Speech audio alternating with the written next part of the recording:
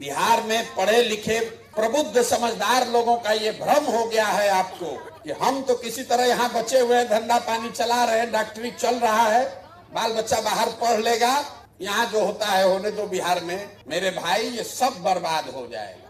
हम गांव में देखते हैं बहुत प्रसिद्ध लोग, बड़े लोग, बड़ा बड़ा घर बनाया है, खंडहर हो गया, सब बाल बच्चा चला गया। अगर आप ये सोच रहे हैं कि हम तो इससे बढ़िया है, सहरसा में घर और बन गया है, धंधा बिजनेस चल रहा है, बेटा बेटी बाहर सेटल हो गया, कभी कभी साल में आप जाके घूम के आते हैं, मेरे भाई आपका भी जड़ खत्म हो जाएगा। पलायन का दंश सबको डसेगा।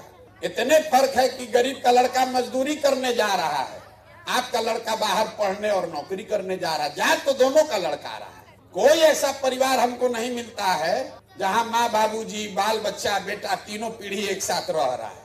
अगर आप नहीं जगिएगा, अगर आप अपने आने वाले पीढ़ी के लिए कुछ नहीं कीजिएगा तो आपके बाद आपका नाम लेने वाला भी यहाँ कोई नहीं बचेगा। बंगलोर में और अमेरिका में, दिल्ली के किसी फ्लैट में बहुत बड़े आदमी है तो फार्म हाउस में आपका बच्चा रह सकता है, लेकिन आपका जो अभिमान है, आपकी जो जमीन है, आपका जो जड़ है, वो नहीं बचेगा।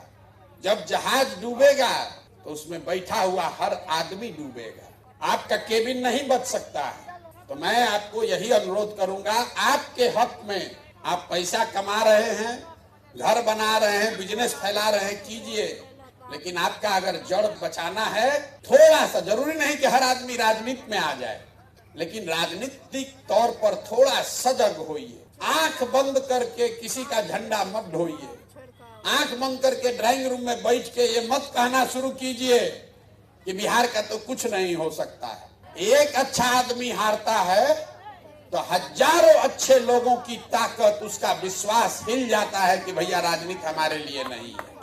इसलिए कोई अच्छा आदमी खड़ा होता है तो आपकी इतनी जिम्मेवारी है, उसको एक ही वोट आपका है, कम से कम उस एक आदमी को तो वोट दीजिए।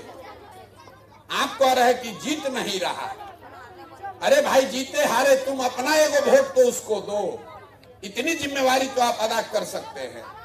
लेकिन आप भी सोच रहे कौन सरकार बनाएगा, हमारा वोट कहीं बर्बाद ना हो जाए। अगर हर आदमी यही सोचेगा कि कौन सरकार बनाएगा तो जितना लुटेरा लंपट है वही सरकार बना रहा है, उसी को आप वोट दीजिएगा। तो मेरा आपसे अनुरोध यही है कि अपने और अपने बच्चों के लिए सजग होइए और कम से कम कोई हिम्मत करके सरकार में, समाज में खड़ा हुआ है, आप उसको एक वोट से ही मदद कर सकते हैं, एक वोट से ही मदद कीजिए।